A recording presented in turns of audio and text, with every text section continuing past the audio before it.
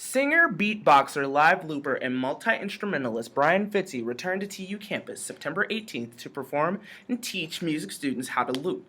Blending elements from a variety of genres and decades, Brian Fitzy creates one-man soul pop with undertones from the golden age of hip-hop.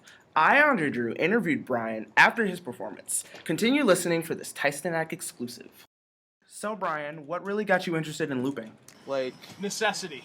So, I was touring with bands for a long time, and when I was playing shows around my hometown, I would have like 8-10 guys come out.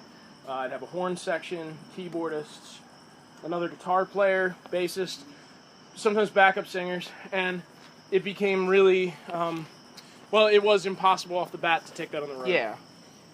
So I needed to do something that I could scale down, and I needed to be able to play shows without losing money.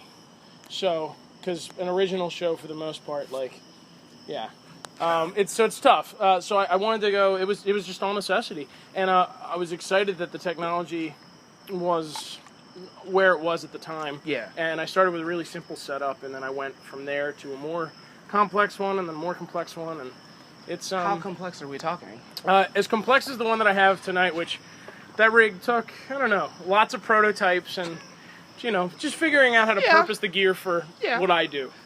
So then, if any of these prospective freshmen right here that obviously love you want to get into looping, what advice would you give them? Start with something simple, because having too much at your disposal is kind of a dangerous thing. It's an easy way to get frustrated. Like if you were starting on an instrument and the first piece you're going to tackle is a really complex concerto or something like that, that would be crazy. Like starting with pepperoni pizza and Twinkle Little Star, those would be good starting points. Instead of starting with something that's just way too much at once, if you have a limited number of things that you can focus on, I can hit this button to record, and I can hit it again, and then this one stop, and that's it.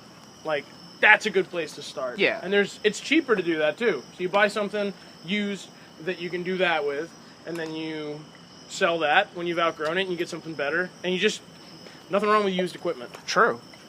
So then, what do you have upcoming in the future for those that want to know this information? New record coming out in hopefully about a month. I was gonna have it out in August, and then I was on the road, and September has been a lot of road time too. But I think I'm gonna be able to chip away at it. The positive thing of not having the record done yet is that the songs I just started writing, I'm gonna put on it. So there's gonna be a ludicrous number of songs on it, which will be fun. Nice. Yeah. So then, where can people find you? Twitter, Facebook, all that good jazz? If you search Brian Fitzy, I'm on everything, but for the most part, it's, Facebook /Brian Fitzy 215, Twitter, Brian Fitzy 215, same with Instagram.